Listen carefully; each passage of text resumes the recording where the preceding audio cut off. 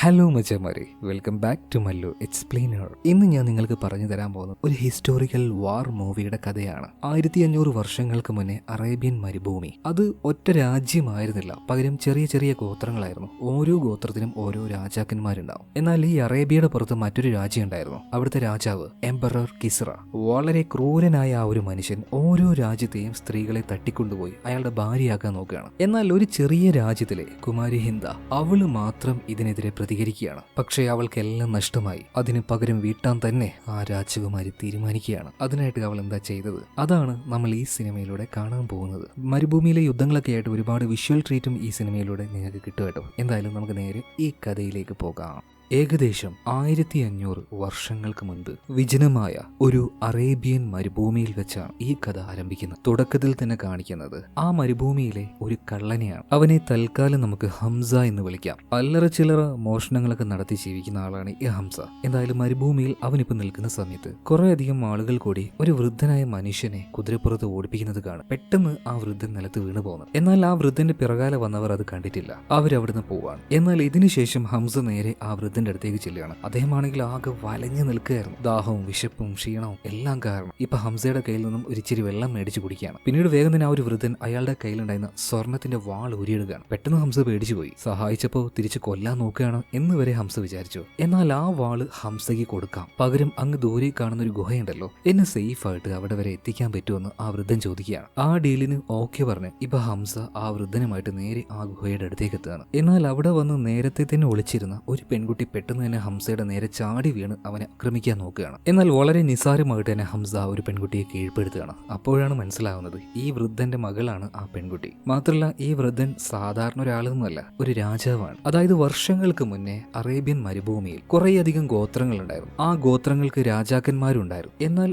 ഏകീകൃതമായ വലിയൊരു രാജ്യമൊന്നുമല്ല, ചെറിയ ചെറിയ നാട്ടുരാജ്യങ്ങൾ. അങ്ങനെ ഒരു രാജ്യത്തിന്റെ രാജാവാണ് ഈ വൃദ്ധനായ മനുഷ്യൻ. അദ്ദേഹത്തിന്റെ പേര് കിങ് നുമാൻ. അദ്ദേഹത്തിന്റെ മകൾ കുമാരി ഹിന്ദയാണ് ഇപ്പൊ കൂടെയുള്ളത്. ഇവിടെ ഇപ്പൊ പ്രശ്നം എന്താണെന്ന് വെച്ചാൽ ഇവിടെ നിന്ന് കുറച്ച് അകലെയായിട്ട് മറ്റൊരു രാജ്യമാണ് സസാനൈഡ് എംപയർ. അവിടുത്തെ രാജാവായ എംപറർ കിസ്റ ടു. ഇയാളിപ്പം ഈ ഒരു പ്രദേശത്തേക്ക് വന്നിട്ട് ഇവിടുത്തെ നാട്ടുരാജാക്കന്മാരോട് എല്ലാവരോടും ഒരു കാര്യം പറഞ്ഞിരിക്കുകയാണ്. നിങ്ങൾക്ക് മക്കളോ അല്ലെങ്കിൽ സഹോദരിമാരോ സ്ത്രീകളായിട്ട് ആരെങ്കിലും ഉണ്ടെങ്കിൽ നിങ്ങളുമായിട്ട് ഒരു ബന്ധത്തിന് എനിക്ക് താല്പര്യമുണ്ട്. അതായത് നിങ്ങളുടെ വീട്ടിലെ ആ ഒരു പെൺകുട്ടികളെ എന്റെ കൊട്ടാരത്തിലേക്ക് പറഞ്ഞേക്കുക. ഞാൻ പിന്നീട് അവരെ നോക്കിക്കോളും. നിങ്ങളുമായിട്ട് എനിക്കൊരു ബന്ധുവാവും. അങ്ങനെ ഇവിടെയുള്ള ഒരുപാട് നാട്ടുരാജ്യങ്ങളിൽ നിന്നും ഓരോ രാജാക്കന്മാരുടെ മക്കളെ അല്ലെങ്കിൽ സഹോദരിമാരെ എല്ലാം എംപറർ കിസ്റ കൊണ്ടുപോയിട്ടുണ്ട്. അതുപോലെ തന്നെ കുമാരി ഹിന്ദയെ കൊണ്ടുപോകാൻ വേണ്ടി വന്ന സമയത്ത് കിങ് നുമാൻ അതിന് താല്പര്യമില്ലാതെ മകളെയും രക്ഷപ്പെടുത്തി അദ്ദേഹത്തിന്റെ നാട്ടിൽ നിന്നും ഈ ഒരു മരുഭൂമിയിലേക്ക് ഓടി വന്നതാണ്. തുടക്കത്തിൽ നമ്മൾ കണ്ടത് എംപറർ കിസ്റയുണ്ടല്ലോ, കിസ്റയുടെ ആൾക്കാർ ഇവരെ പിടിക്കാൻ വന്നതായിരുന്നു. എന്തായാലും ഈ കാര്യങ്ങളെല്ലാം ഹംസയോട് ഇവർ പറയുന്നുണ്ട്.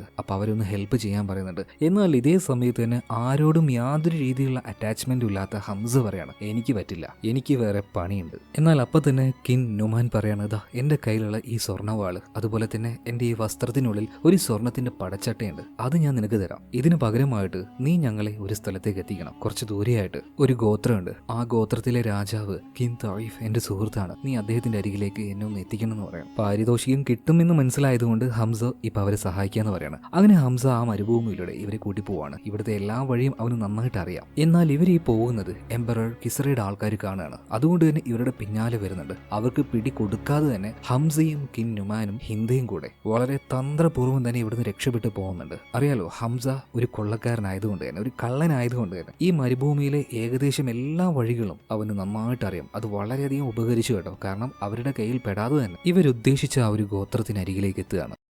എന്നാൽ അവിടെ എത്തിയവിടെ തന്നെ അവിടെയുള്ള ആൾക്കാർ ഈ കിങ് നുമാൻ ആണ് ഇതൊന്നും അറിയാതെ അയാളെ പെട്ടെന്ന് പിടിച്ചു വെക്കുകയാണ്. അതുപോലെ തന്നെ ഹിന്ദ രാജകുമാരി പിടിച്ചു വെക്കുകയാണ്. ഇവർ രണ്ടുപേരും ആരാണെന്ന് ആ ഗോത്രത്തിലുള്ള ആർക്കും അറിയില്ല. എന്നാൽ അവർക്ക് ഹംസയെ അറിയായിരുന്നു. ഹംസ ഇവർ പിടിച്ചു വെച്ച് നല്ല പെട്ടപ്പെടുക്കുകയാണ്. കാരണം അവനൊരു കള്ളനാണെന്ന് ഇവർക്ക് നന്നായിട്ട് അറിയാം. എന്നാൽ പെട്ടെന്ന് തന്നെ കിങ് നുമാൻ പറയാണ്, നിങ്ങൾ വേഗം നിങ്ങളുടെ രാജാവിനെ വിളിക്കും, എനിക്ക് അദ്ദേഹത്തോടൊന്ന് സംസാരിക്കണം. അങ്ങനെ കിങ് തായിഫ് അങ്ങോട്ടേക്ക് വരികയാണ്. സിനിമയിലെ ചില കഥാപാത്രങ്ങളുടെ പേര് ഞാൻ ഒന്ന് മാറ്റിയിട്ടുണ്ട് കേട്ടോ, പറയാൻ എളുപ്പത്തിനാണ്. ഓക്കെ, എന്തായാലും തായിഫ് അങ്ങോട്ടേക്ക് വരികയാണ്. അദ്ദേഹം വേഗം തന്നെ വന്ന് കിങ് നുമാനെ വളരെ ബഹുമാനത്തോടു കൂടി തന്നെ സ്വീകരിക്കുകയാണ്. അദ്ദേഹത്തിന്റെ ഒരു പഴയ സുഹൃത്താണ്. എന്നാൽ ഇതേ നേരത്താണ് എംപറർ കിസറയുടെ പടയാളികൾ അങ്ങോട്ടേക്ക് എത്തുന്നത്. അവരുടെ പടനായകനായിട്ടുള്ള കമാൻഡർ ഹാഫിസ് ആണ് ഇപ്പൊ ആ കൂട്ടത്തിൽ നിന്നും ഇവരുടെ ഈ ഒരു ഗോത്രത്തിലേക്ക് വരുന്നത്. ഇപ്പൊ ഹാഫിസ് അങ്ങോട്ടേക്ക് വന്നിട്ട് പറയാണ്, നിങ്ങളുമായിട്ട് എനിക്ക് യാതൊരു പ്രശ്നവുമില്ല. ചക്രവർത്തി പറയുന്നത് പോലെ കേട്ടാൽ ഞങ്ങൾ ആരെയും ആക്രമിക്കില്ല. എനിക്കിപ്പോ വേണ്ടത് ഈ പെൺകുട്ടിയാണ്. അവളെ വിട്ടു തന്നാൽ യാതൊരു പ്രശ്നവും ഉണ്ടാക്കാതെ ഞാൻ ഇവിടുന്ന് പൊയ്ക്കോളാം എന്ന് പറഞ്ഞു. എന്നാൽ അപ്പം തന്നെ കിങ് തൈഫ് പറയാണ്, അതെങ്ങനെയാണോ? നിങ്ങൾക്ക് വേണമെങ്കിൽ ഇവിടുന്ന് ആടുമാടുകളെ തരാം, ഭക്ഷണം തരാം, വെള്ളം തരാം,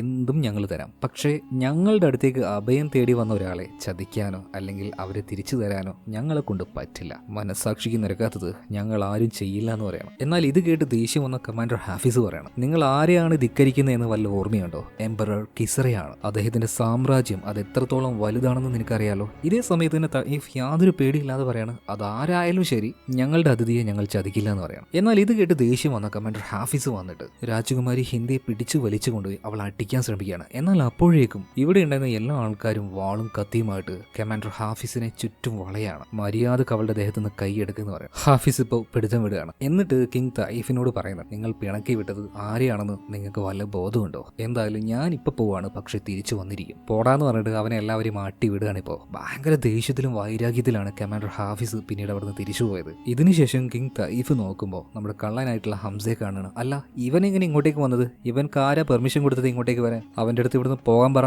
ഇത് കേട്ടപ്പോൾ കിങ് നുമാൻ പറയാണ്, ഞങ്ങൾ ഇവിടെ എത്തിച്ചത് അവനാണ്. അവന് പാരിതോഷികമായിട്ട് എന്റെ വാളും പടച്ചട്ടയും കൊടുക്കാന്ന് ഞാൻ പറഞ്ഞായിരുന്നു. എന്നാൽ അപ്പൊ തന്നെ കിങ് തൈഫ് പറയാണ്, ഒന്നും കൊടുക്കണ്ട, അവനെ ഇവിടുന്ന് ജീവനോട് വിടുന്നതാണ് അവന് കൊടുക്കുന്ന പാരിതോഷികം. അതായത് അവനൊരു പിടികിട്ടാ പുള്ളിയായിട്ടുള്ള കള്ളനാണ്. എന്തായാലും ഹംസയെ ഇവരിവിടുന്ന് പോടിപ്പിക്കുകയാണ്. അവരെ നോക്കി പുച്ഛത്തോടെ ഒരു ചിരിയും ചിരിച്ച് ഹംസ അവിടുന്ന് പോകുന്നത്. അവനിതൊന്നും വലിയ കാര്യമുള്ള കാര്യമില്ലാണ്. ഇതിനുശേഷം കമാൻഡർ ഹാഫിസിനെയും അയാളുടെ റൈറ്റ് ഹാൻഡ് ആയിട്ടുള്ള ഇസാമിനെയും കാണിക്കുകയാണ്. ഇവരിവിടുന്ന് പോയിട്ടില്ല, ഇപ്പോഴും അവിടെ തന്നെ അങ്ങനെ ഇരിക്കുകയാണ്. മാത്രമല്ല അവിടെ ഉണ്ടായിരുന്ന ആ ഒരു ഗോത്രം ഉണ്ടല്ലോ, ആ ഗോത്രത്തിന്റെ കുറച്ച് അപ്പുറത്തായിട്ട് ആട് മേയ്ക്കുന്ന കുറച്ച് ആൾക്കാരുടെ ഒരു സ്ഥലം ഉണ്ടായിരുന്നു, ഇടയന്മാരുടെ സ്ഥലം. അപ്പൊ അങ്ങോട്ടേക്ക് തന്നെ നോക്കിയ ഹാഫിസും ഇസാമും പറയാണ്, എന്തായാലും ഇവരെ ഇന്നൊരു പാഠം പഠിപ്പിക്കണം. ഇതിനുശേഷം കാണിക്കുന്നത് അവിടെയുള്ള ഇടയന്മാരുണ്ടല്ലോ, ആ ഇടയന്മാരുടെ കൂട്ടത്തിലെ ചെറിയൊരു പയ്യനെയാണ്. അവനെ നമുക്ക് അലി എന്ന് വിളിക്കാം. അലി ആടുകളെല്ലാം മേയിച്ചു കഴിഞ്ഞ് അവന്റെ വീട്ടിലേക്ക് തിരിച്ചു വന്നപ്പോൾ ജീവനോടെ അവിടെ ഒരാൾ പോലും ഇല്ലായിരുന്നു. അവന്റെ ഉപ്പയും ഉമ്മയും വെല്ലിപ്പാനെയും എല്ലാവരെയും ആരോ കൊന്നിട്ടിരിക്കുകയാണ്. അവനാകെ പേടിച്ചു പോയി. പെട്ടെന്നാണ് കമാൻഡർ ഹാഫിസ് വന്നിട്ട് ആ പയ്യൻ അലിയെ പിടിക്കുന്നത്.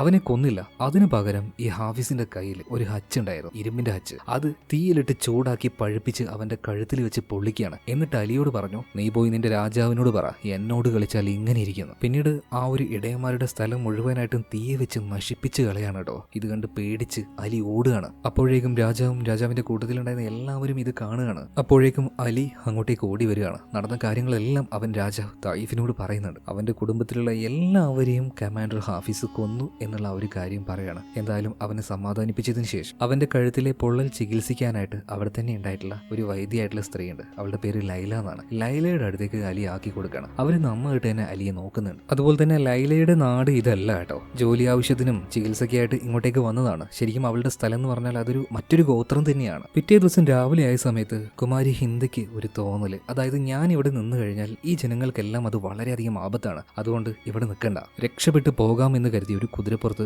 ആരും കാണാതെ അവൾ അവിടുന്ന് പോവാണ്. എന്നാൽ കമാൻഡർ ഹാഫിസും അയാളുടെ ആൾക്കാരും രക്ഷപ്പെട്ടു പോകുന്ന ഹിന്ദയെ കാണുന്നുണ്ട്. ഇതേ നേരം കുതിരയുമായിട്ട് പോകുന്ന ഹിന്ദ ഒരു കാര്യം ശ്രദ്ധിച്ചില്ല. അവളുടെ മുന്നിലുണ്ടായിരുന്ന വലിയൊരു ചെരിവ്. അവിടെ എത്തിയപ്പോൾ കുതിരയുടെ കാലിടറുകയാണ്. അത് തെന്നി താഴേക്ക് വീഴുന്നുണ്ട്. ഉരുണ്ട് താഴേക്ക് എത്തിയ സമയത്താണ് ഹിന്ദ നോക്കുന്നത്. അവിടെ തന്നെ നമ്മുടെ ഹംസ ഉണ്ടായിരുന്നു. ഹംസ ഇപ്പൊ അവളെ നോക്കി ചിരിച്ചിട്ട് പറയാണ്, ആഹാ എത്തിയല്ലേ, തന്തയും മോളും കൂടെ എന്നെ പറഞ്ഞ് പറ്റിച്ച് അങ്ങോട്ടേക്ക് കൊണ്ടുപോയിട്ട് അവസാനം വാളുമില്ല പടച്ചട്ടിയില്ല, കിട്ടിയത് 2 അടി മാത്രം. കൊള്ളാം, തന്തയും മോളും കൊള്ളാന്ന് പറയാണ്. ഇപ്പൊ ഹിന്ദ പറയാണ്, എനിക്കത് തരുന്നതിൽ യാതൊരു കുഴപ്പമില്ലായിരുന്നു, എന്നാൽ അവിടുത്തെ രാജാവല്ലേ അത് തരാതിരുന്നത്. എല്ലാം കണക്കാന്ന് പറഞ്ഞിട്ട് ഹംസ എന്തോന്ന് എടുക്കാൻ വേണ്ടി താഴേക്ക് കൊഴിഞ്ഞപ്പോൾ പെട്ടെന്നൊരു കത്തി വന്നിട്ട് അവന്റെ തൊട്ടപ്പുറത്തുണ്ടായിരുന്ന ഈന്തപ്പന മരത്തിൽ കയറുകയാണ്. നോക്കുമ്പോ എന്താ, കമാൻഡർ ഹാഫിസിന്റെ ആൾക്കാർ അവിടെ വന്ന് നിൽക്കുകയാണ്. ഇപ്പൊ ഹാഫിസ് ഉറക്കനെ വിളിച്ച് ചോദിക്കുന്നുണ്ട്, ഹംസ നിനക്ക് എന്താ വേണ്ടത്?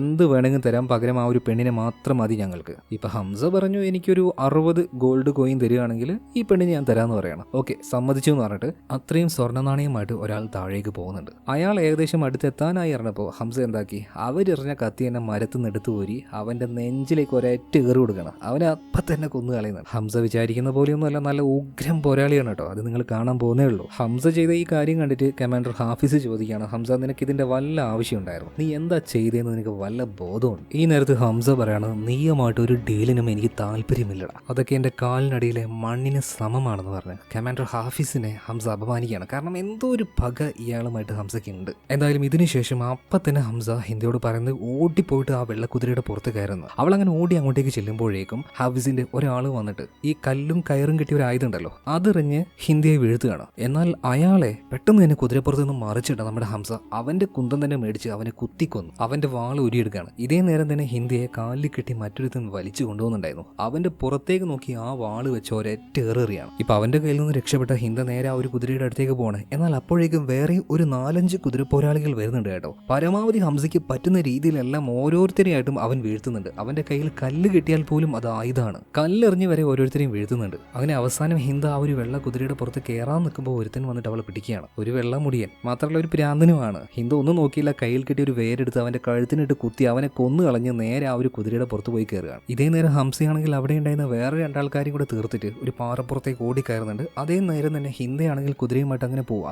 ഹംസ ഒന്നും നോക്കിയില്ല, ആ കുതിരയുടെ പുറത്തേക്ക് ചാടി കയറുന്നുണ്ട്. ഇപ്പൊ അവരുടെ പിന്നാലെ കുതിരപ്പുറത്ത് മറ്റൊരുത്തം വരുന്നുണ്ട്. കറക്റ്റ് സമയത്താവും വരുന്നത്. അതായത് ഇവർക്ക് 2 കുതിരകളുടെ ആവശ്യം ഉണ്ടായിരുന്നു. ഹംസ ഒന്നും നോക്കിയില്ല, ആ കുതിരയുടെ മേത്തേക്ക് ചാടി കയറി അവനെയും കൊന്ന് ഈ 2 കുതിരകളുമായിട്ട് ഹംസയും ഹിന്ദിയും ഇപ്പൊ ഇവിടുന്ന് രക്ഷപ്പെടുകയാണ്. എന്നാൽ കുറച്ചു ദൂരം പോയ സമയത്ത് പെട്ടെന്ന് ഹംസയെ ആരോ ഒരാൾ വലിയെറിഞ്ഞ് പിടിക്കുന്നുണ്ട്. നോക്കുമ്പോൾ മറ്റാരുമല്ല, കിങ് തയ്ഫിന്റെ ആൾക്കാരായിരുന്നു. കിങ് തയ്ഫിന്റെ ആൾക്കാരെ കണ്ടപാട് തന്നെ കമാൻഡർ ഹാഫിസും അയാളുടെ ആൾക്കാരും അവിടുന്ന് തിരിച്ചു പോവാണ്. എന്നാൽ ആ ഒരു സംഭവസ്ഥലം കണ്ട സമയത്ത് തയ്ഫിന് ഒരു കാര്യം മനസ്സിലായി. പ്രശ്നം ഗുരുതരമാണ്. കാരണം ഈ ഹംസ കൊന്നിരിക്കുന്നത് എംപറർ കിസറയുടെ 7ഓളം പോരാളികളെയാണ്. അങ്ങനെ അവരെയും കൂട്ടി നേരെ അവരവരുടെ ആ ഒരു ഗോത്രത്തിലേക്ക് പോവാണ്. മാത്രമല്ല നമ്മുടെ ഹംസയെ ജയിലിലിട്ട് പൂട്ടുന്നുണ്ട്. പിന്നീട് എല്ലാവരും അങ്ങോട്ടും ഇങ്ങോട്ടും ചർച്ചയാണ്. നമ്മൾ ഇനി എന്ത് ചെയ്യും? എംപറർ കിസറ അയാൾ എന്തായാലും പക വീട്ടാതിരിക്കില്ല. പ്രധാനമായിട്ടും ഈ കാര്യങ്ങളൊക്കെ തട്ടിക്കയറി സംസാരിക്കുന്നത് ഈ തയ്ഫിന്റെ അനിയനാണ്. പെട്ടെന്ന് തന്നെ കിങ് തയ്ഫിന്റെ റൈറ്റ് ഹാൻഡ് ആയിട്ടുള്ള വസീൽ അവൻ അടിക്കാൻ വേണ്ടി വരുമ്പോൾ തയ്ഫ് ഇപ്പൊ വസീലിനെ കൈകൊണ്ട് തടുക്കണം. വേണ്ട, ഞാൻ സംസാരിച്ചോളാം എന്ന് പറഞ്ഞിട്ട് വളരെ മാന്യമായിട്ട് തന്നെ തയ്ഫ് സംസാരിക്കുന്നുണ്ട് അയാളുടെ അനിയനോട്. കേട്ടോ,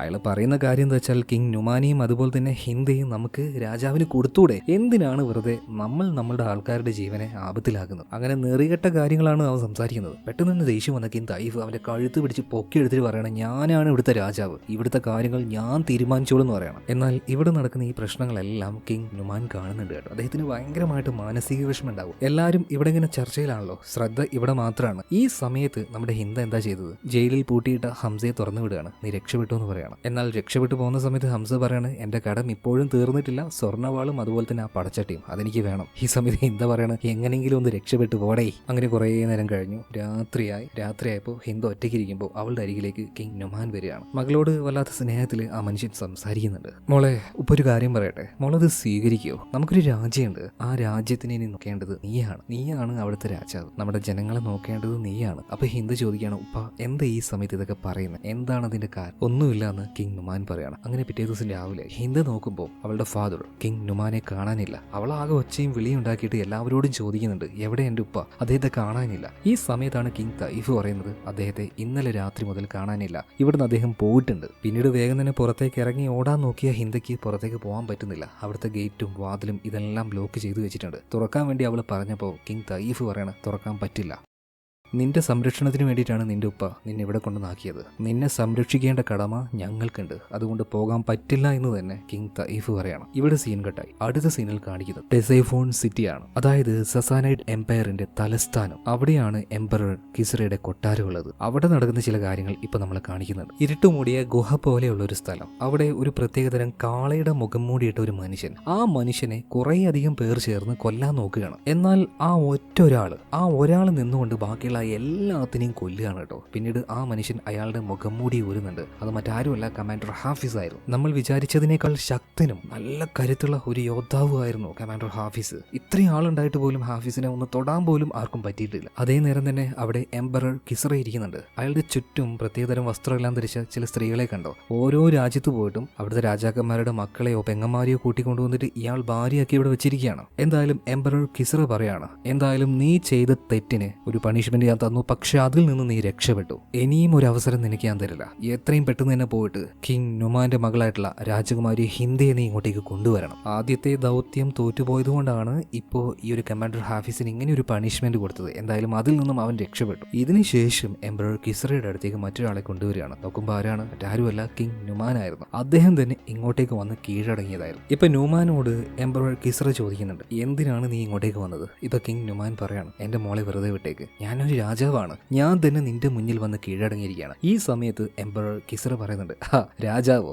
ആരാണ് രാജാവ്? നിന്റെ സ്ഥാനമെല്ലാം പോയില്ലേ? നിന്റെ രാജ്യം ഇനി ഭരിക്കാൻ പോകുന്നത് ദാ ഈ നിൽക്കുന്ന കരീബാണ്. വെളുപ്പും ചുവപ്പും കറുപ്പും എല്ലാം കളറുള്ള ഒരു താടി വെച്ചൊരുത്തന്നെ അവിടെ ഇരിക്കുന്നുണ്ട്, അവനാണ് കരീബ്. അപ്പൊ ഇനി ഈ കരീബാണ് നിന്റെ രാജ്യം ഭരിക്കാൻ പോകുന്നത്. നിന്നെ എന്തായാലും ഞങ്ങൾ ജയിലിടാൻ വേണ്ടി പോവാണ്. ഈ സമയത്ത് ഈ കിങ് നുമാൻ ഒരു കാര്യം പറയുന്നുണ്ട്, എന്നെ നീ ജയിലിലിട്ട് കഴിഞ്ഞാൽ ആൾക്കാർ വിചാരിക്കും നീ ഒരു കഴിവില്ലാത്തവനാണ്, അതുകൊണ്ട് ജയിലിലിടണോ എന്ന് കിങ് നുമാൻ ചോദിച്ചപ്പോൾ എംപറർ കിസ്ര കുറച്ചു നേരം ആലോചിച്ചിട്ട് കിങ് നുമാനെ അവിടെ വെച്ച് കൊന്നു കളയാൻ പറയണം. എന്നാൽ അപ്പൊ തന്നെ എംപറർ കിസ്രയുടെ മന്ത്രി ഒരു കാര്യം പറയുന്നുണ്ട്, എംപറർ അങ്ങനെ ചെയ്യണ്ട, നമ്മൾ എന്തൊക്കെ ചെയ്താലും ഇയാളൊരു രാജാവാണ്, ഒരു രാജാവിനെ ഒരു കാരണവശാലും കൊല്ലാൻ പാടില്ല, അതും നമ്മുടെ കൊട്ടാരത്തിലേക്ക് വന്ന ഒരു രാജാവിനെ. അത് വളരെ മോശമായിട്ടുള്ള കാര്യമാണ്. എന്നാൽ മന്ത്രിയുടെ വാക്ക് കേൾക്കാതെ എംപറർ കിസ്ര കിങ് നുമാനെ കൊല്ലാൻ പറയണം. പെട്ടെന്ന് തന്നെ മുകളിൽ നിന്നും ഒരു കടന്നൽ കൂട് താഴേക്ക് എടുത്തെറിയുന്നുണ്ട്. മാത്രമല്ല അവിടെ ഉണ്ടായിരുന്ന ഒരു വാതിൽ തുറന്ന് പ്രാന്ത് പിടിച്ച മദം പൊട്ടിയ ഒരു ആനയും തുറന്നു വിടുന്നുണ്ട്. പിന്നീട് ആ ആന വന്ന് കിങ് നുമാനെ ചവിട്ടി തെറിപ്പിക്കുകയാണ്. ആ മനുഷ്യനെ ചതച്ചരയ്ക്കുന്നുണ്ട്. ക്രൂരമായി മരണപ്പെട്ടു പോയ ആ രാജാവിന്റെ മൃതദേഹം ഒരൊട്ടകത്തിന് പുറത്ത് കെട്ടിയിട്ട് നേരെ അയാളുടെ നാട്ടിലേക്ക് തന്നെ ആ ഒട്ടകത്തിനെ തെളിച്ചു വിടുകയാണ്. ഒരിക്കലും ചെയ്യാൻ പാടില്ലാത്ത വലിയൊരു തെറ്റാണ് എംപറർ കിസ്ര ചെയ്തിരിക്കുന്നത്. എന്തായാലും ഈ ഒരു വിവരം എല്ലാ ഗോത്ര തലവന്മാരും അവിടെയുള്ള ആൾക്കാരും എല്ലാവരും ഈ കാര്യം അറിയാണ്. കിങ് തൈഫിനെ നോക്കുകയാണെങ്കിൽ അദ്ദേഹത്തിന്റെ നല്ലൊരു സുഹൃത്താണ് ഇപ്പൊ മരണപ്പെട്ടിരിക്കുന്നത്. അതിന്റെ ആ ഒരു വിഷമത്തിലാണ്. കുമാരി ഹിന്ദയാണെങ്കിൽ അതിനേക്കാൾ തകർന്നിരിക്കുകയാണ്. ആരോടും സംസാരിക്കുന്നില്ല, ഭക്ഷണം കഴിക്കുന്നില്ല, വെള്ളം കുടിക്കുന്നില്ല. എന്നാൽ ഈ നേരത്താണ് വൈദ്യയായിട്ടുള്ള ആ സ്ത്രീ ഉണ്ടല്ലോ, ലൈല വന്നിട്ട് ഹിന്ദയോട് ഒരു കാര്യം പറയുന്നത്, ഹിന്ദ നീ ആരാണ്? ഒരു രാജകുമാരിയാണ്. എന്താ നീ വിചാരിച്ചു വെച്ചിരിക്കുന്നത്? പേടിച്ച് ഇതുപോലെ ഒളിച്ചൊളിച്ച് ജീവിക്കാനോ? നടക്കില്ല. നിന്റെ കയ്യിൽ ഒരു രാജ്യം തന്നിട്ടാണ് നിന്റെ ഉപ്പ പോയിരിക്കുന്നത്. ആ രാജ്യത്തെ നീ നോക്കണം. ഇത് കറക്റ്റ് ആയിട്ടുള്ള സമയമാണ്. എംപറർ കിസ്രയോട് എല്ലാവർക്കും വല്ലാത്ത പകയുണ്ട്. ഈ സമയം നീ ഉപയോഗിക്കണം. എല്ലാവരെയും നീ ഒരുമിച്ച് ചേർക്കണം. വലിയൊരു പടയെ തന്നെ ഉണ്ടാക്കണം. അയാൾക്കെതിരെ യുദ്ധം ചെയ്യണം. ലൈലയുടെ ഈ വാക്കുകൾ ഹിന്ദയുടെ ഹൃദയത്തിൽ തുളച്ച് കയറി എന്ന് തന്നെ വേണമെങ്കിൽ പറയാം. എന്തായാലും ഹിന്ദ ഇപ്പൊ ലൈലയോട് പറയാണ്, എന്നെ തയ്യാറാക്ക്. അങ്ങനെ മാനസികമായിട്ടും ശാരീരികമായിട്ടും ലൈല ഇപ്പോൾ ഹിന്ദയെ തയ്യാറാക്കുകയാണ്. ഹിന്ദ നേരെ പോകുന്നത് കിങ് തൈഫിന്റെ അടുത്തേക്കാണ്. എന്നിട്ട് പറയുന്നുണ്ട്, ഞാൻ എന്റെ നാട്ടിലേക്ക് തിരിച്ചു പോവാണ്. എന്റെ നാട് ഇനി എനിക്ക് ഭരിക്കണം. അതുപോലെ തന്നെ ഞാൻ ഒരു പടയുണ്ടാക്കാൻ പോവാണ്. എംപറർ കിസ്രക്കെതിരെയായിട്ട് എന്റെ കൂടെ ഉണ്ടാവുമെന്ന് ചോദിക്കുകയാണ്. അപ്പൊ തന്നെ കിങ് തൈഫ് അവളുടെ ഉപ്പയുടെ കിങ് നുമാന്റെ ആ സ്വർണ്ണ വാളെടുത്ത് ഹിന്ദയുടെ കയ്യിൽ കൊടുത്തിട്ട് പറയണം, മോളെ ഞാൻ എപ്പോഴും നിന്റെ കൂടെ തന്നെ ഉണ്ടാവും. പിന്നീട് ഹിന്ദ നേരെ അവളുടെ നാട്ടിലേക്ക് പോവാണ്. അതേസമയം തന്നെ മറ്റാ ഒരു പയ്യനുണ്ടല്ലോ അലി, ഹിന്ദയെ ഒറ്റയ്ക്ക് വിടണ്ടെന്ന് പറഞ്ഞിട്ട് അലിയും അവരുടെ കൂട്ടത്തിൽ പോകുന്നുണ്ട്. അതേസമയം തന്നെ ലൈല അവളുടെ നാട്ടിലേക്ക് പോവാണ് മറ്റൊരു കാര്യം ചെയ്യാനായിട്ട്. ഇതേ സമയം എംപറർ കിസ്രയുടെ കമാൻഡർ ഹാഫിസ് ഉണ്ടല്ലോ, അയാൾ എല്ലാ രീതിയിലും വലിയൊരു യുദ്ധത്തിനായിട്ട് തയ്യാറെടുത്തുകൊണ്ടിരിക്കുകയാണ്. വീണ്ടും കിങ് തൈഫിന്റെ ആ ചെറിയ ഗോത്രം കാണിക്കുകയാണ്. ഇപ്പൊ കിങ് തൈഫ് അദ്ദേഹത്തിന്റെ ജനങ്ങളെ മുഴുവൻ ഇവിടുന്ന് മാറ്റുകയാണ്. കാരണം കമാൻഡർ ഹാഫിസ് വലിയൊരു പടയുമായിട്ട് ഇങ്ങോട്ടേക്ക് വരും. അത് അദ്ദേഹത്തിന്റെ ജനങ്ങളെ ചിലപ്പോൾ വല്ലാതെ ബാധിച്ചേക്കും. അതുകൊണ്ട് തന്നെ ഇവിടുന്ന് സുരക്ഷിതമായിട്ടുള്ളൊരു സ്ഥലത്തേക്ക് എല്ലാവരെയും മാറ്റുകയാണ്. ഇതേ നേരം മരുഭൂമിയിലൂടെ പോയിക്കൊണ്ടിരിക്കുകയാണ് നമ്മുടെ കുമാരി ഹിന്ദയും അതുപോലെ തന്നെ അലിയും. പെട്ടെന്നാണ് ഭയങ്കരമായ ഒരു പൊടിക്കാറ്റടിക്കുന്നത്. അവർ രണ്ടുപേരും വേഗം തന്നെ ഒരു മലയിടുക്കിലേക്ക് കയറി രക്ഷപ്പെടുകയാണ്. ഇതേ നേരം അതിൻ്റെ ഉള്ളിൽ ചില ആൾക്കാരുണ്ടായിരുന്നു. രോഗം കൊണ്ടും അല്ലെങ്കിൽ പല കാരണങ്ങളാലും ഒറ്റപ്പെട്ട കുറേ അധികം മനുഷ്യർ. അവർ താമസിക്കുന്നത് ഈ മലയിടുക്കിലാണ്. ഇവിടെ തന്നെയാണ് നമ്മുടെ കള്ളനായിട്ടുള്ള ഹംസയും താമസിക്കുന്നത്. അങ്ങനെയും കുറേയധികം മനുഷ്യരല്ലേ. എന്തായാലും അവരൊന്നും ഈ രാജകുമാരി ഒന്നും ചെയ്യാൻ നിന്നില്ല. എന്തായാലും ഹംസ ഇപ്പോൾ ഹിന്ദയെ കൂട്ടിക്കൊണ്ടു പോവാണ്. ഹിന്ദ എല്ലാ കാര്യങ്ങളും പറയുന്നുണ്ട്. ഞാൻ എൻ്റെ രാജ്യത്തിലേക്ക് പോവാണ്. മാത്രമല്ല എല്ലാവരെയും ഒരുമിച്ച് കൂട്ടി എംപറർ കിസ്രക്കെതിരെ ഞാൻ പോരാടാൻ പോവാണ്. നീ എന്റെ കൂടെ ഉണ്ടാവുമെന്ന് ചോദിക്കുകയാണ്. ഒറ്റയടിക്കാൻ ഹംസ ഇല്ലാന്ന് പറയാണ്. എന്നാൽ കുമാരി ഹിന്ദു ഒരു കാര്യം പറയുന്നുണ്ട്. ദാ ഈ കാണുന്ന അലിയുടെ കഴുത്തിൽ കമാൻഡർ ഹാഫിസ് ചുട്ടുപൊള്ളുന്ന ഒരു കമ്പി വെച്ച് പൊള്ളിച്ചില്ലേ, അതുപോലെ ഹംസ നിന്റെ കഴുത്തിലും അവൻ ഇതുപോലെ ചെയ്തിട്ടില്ലേ? നിന്റെ കുടുംബത്തെ നശിപ്പിച്ചിട്ടില്ലേ? നിന്റെ ഉള്ളിലും ഒരു പ്രതികാരമില്ലേ? അത് വീട്ടണ്ടേന്ന് ചോദിക്കുകയാണ്. എന്തായാലും കുമാരി ഹിന്ദയുടെ ആ ഒരു വാക്കിൽ ഹംസ വീണു. ഹംസ അവസാനം പറയാണ്, ഞാനും നിന്റെ കൂടെ വരാം. ഇതേ സമയം തന്നെ മറ്റൊരു ഗോത്രം കാണിക്കുകയാണ്. അതായത് വൈദ്യയായിട്ടുള്ള നമ്മുടെ ലൈലയുണ്ടല്ലോ, ഉണ്ടല്ലോ, അവളുടെ ഗോത്രം. അവൾ നേരെ അങ്ങോട്ടേക്ക് വന്നു. അവിടുത്തെ നേതാവ് എന്ന് പറയുന്നത് അവളുടെ തന്നെ ഒരു മാമനാണ്. മാത്രമല്ല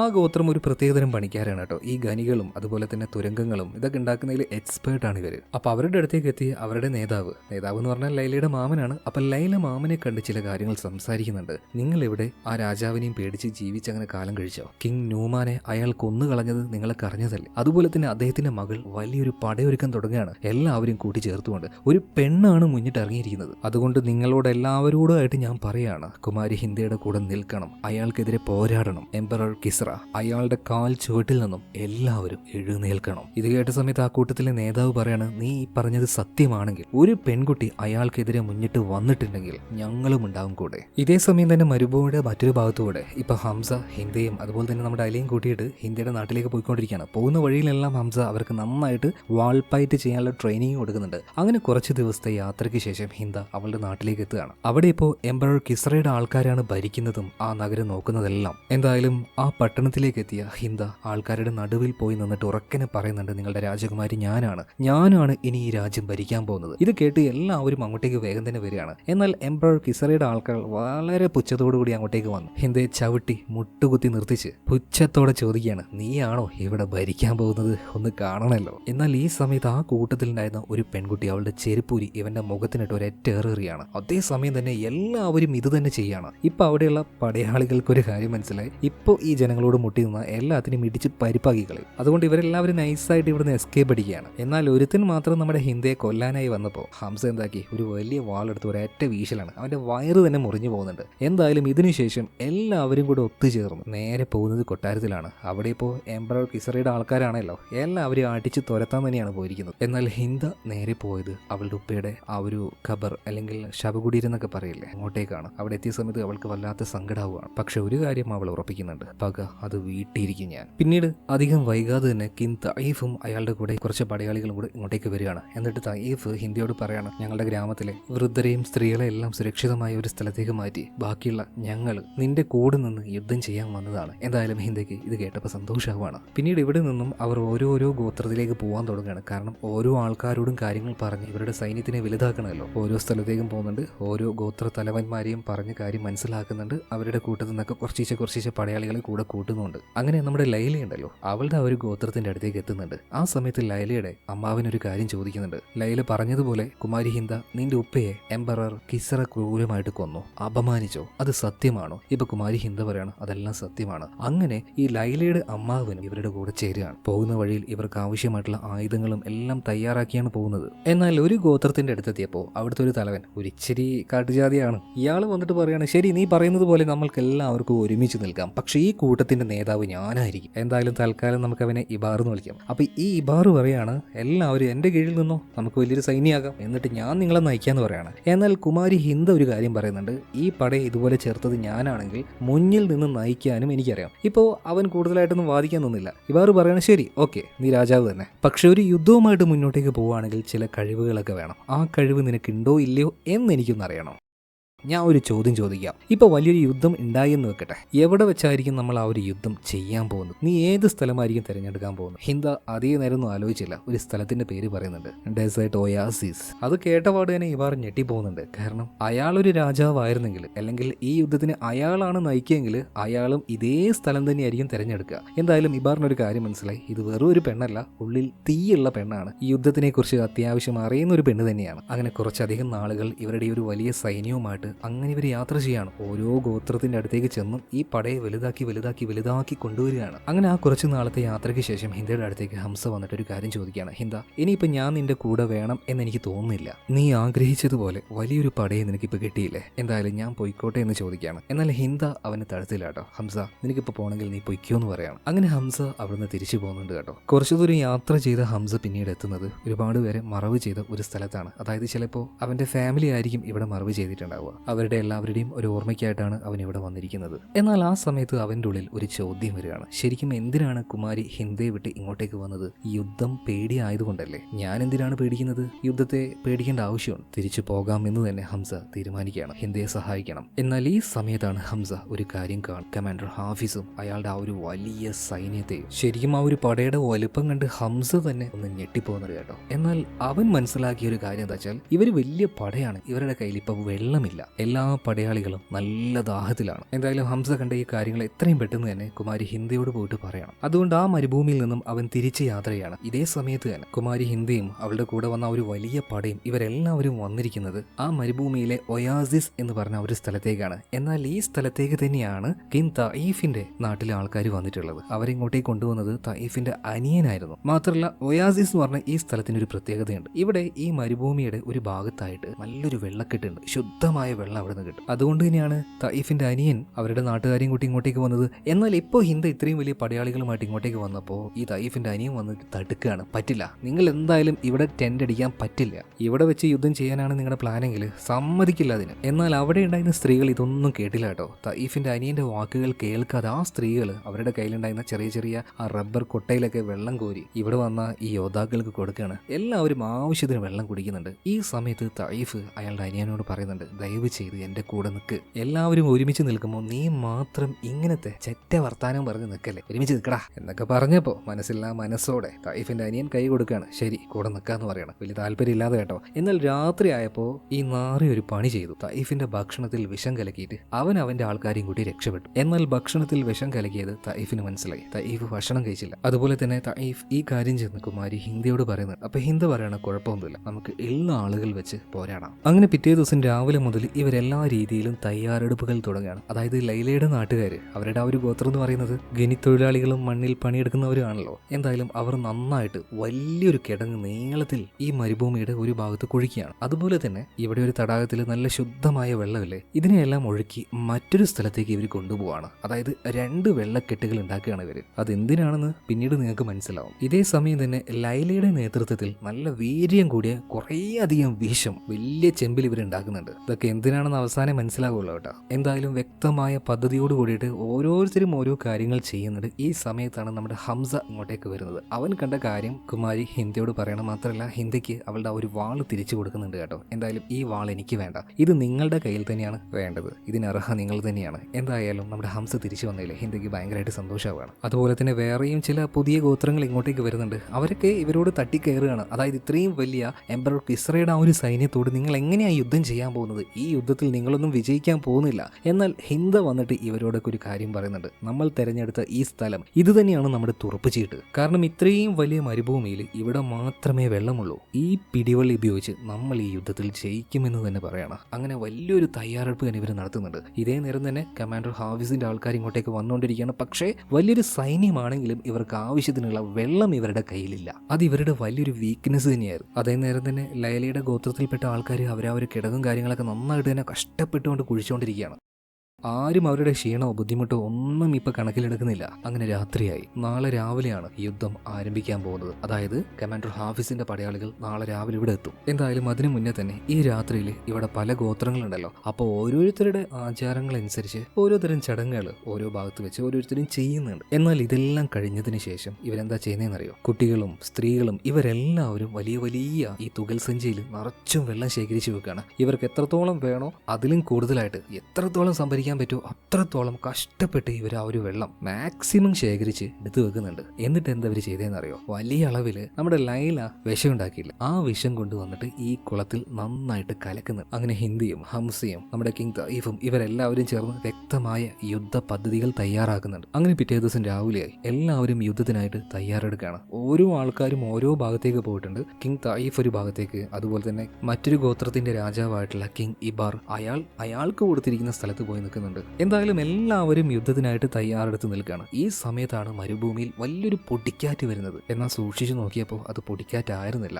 കമാൻഡർ ഹാഫിസിന്റെ കുതിരപ്പടയാളികൾ വരുന്നതിന്റെ പൊടിയായിരുന്നു. ഇത് കണ്ട സമയത്ത് എല്ലാവരും പേടിച്ചു. എന്നാൽ കിങ് ഇബാർ പറയുന്നുണ്ട്, ഒരുത്തനും പേടിക്കാൻ പാടില്ല, ധൈര്യത്തോടെ നിൽക്കുമെന്ന് പറയാണ്. അങ്ങനെ ആ പടയാളികൾ എല്ലാവരും കുറച്ച് ദൂരെ വന്ന് നിൽക്കുകയാണ്. ആ സമയത്ത് ആ ഒരു പൊടിയെല്ലാം മുതുകുന്നുണ്ട്. ഇതേ നേരത്ത് കമാൻഡർ ഹാഫിസ് ഇയാളുടെ കൂടെ ഉണ്ടായിരുന്ന കരീബിനോട് അവരോട് പോയിട്ട് സംസാരിക്കാൻ പറയുന്നുണ്ട്. കരീബ് ആരാന്ന് മനസ്സിലായില്ല. കുമാരി ഹിന്ദയുടെ രാജ്യം ഉണ്ടല്ലോ, അത് നോക്കാൻ എംപറർ കിസറ ഏൽപ്പിച്ച താൽക്കാലിക രാജാവാണ് ഈ കരീബ്. അപ്പൊ കരീബിനോട് അവരോട് പോയി സംസാരിക്കാൻ വേണ്ടി കമാൻഡർ ഹാഫിസ് പറയാണ്. ഇപ്പൊ കരീബ് ഒരു കുതിരപ്പുറത്തേക്ക് കയറുന്നുണ്ട്. എന്നാൽ ഇയാൾക്ക് ഒറ്റയ്ക്ക് കുതിരയുടെ പുറത്തേക്ക് കയറാൻ പറ്റുന്നില്ല. അപ്പൊ തന്നെ ഒരു പടയാളിയോട് പറയുന്നുണ്ട്, ഡാ എന്റെ ചന്തി പിടിച്ച് തള്ളടാ, തേങ്ങ ഇത് കയറാനും പറ്റുന്നില്ല. എന്തായാലും ഇയാളുടെ ഈ ഒരു അവസ്ഥ കണ്ട് കമാൻഡർ ഹാഫിസിന് ഭയങ്കര പുച്ഛം തോന്നുകയാണ്. ഇവനെപ്പോലുള്ളവരാണോ രാജ്യം ഭരിക്കാൻ പോകുന്നത്? എന്തായാലും പോയി സംസാരിക്കാൻ വേണ്ടി കരീബിനോട് കമാൻഡർ ഹാഫിസ് പറയണം. അങ്ങനെ ഈ കരീബ് അങ്ങോട്ടേക്ക് ചെന്നു ഉറക്കനെ തന്നെ സംസാരിക്കുന്നുണ്ട്. നിങ്ങൾ എവിടെ വെച്ച് കീഴടങ്ങിക്കോ, ഞങ്ങളുടെ സൈന്യം നിങ്ങളുടെ സൈന്യത്തെക്കാൾ 4 ഇരട്ടി വലിപ്പം കൂടുതലാണ്. ഒരു കാരണവശാലും നിങ്ങൾക്ക് ജയിക്കാൻ കഴിയില്ല. നിങ്ങളുടെ ഈ തലമുറ തന്നെ നശിച്ചു പോകും. നിങ്ങളുടേതെന്ന് പറയാനായിട്ട് ഇവിടെ ഒന്നും ബാക്കിയുണ്ടാവില്ല.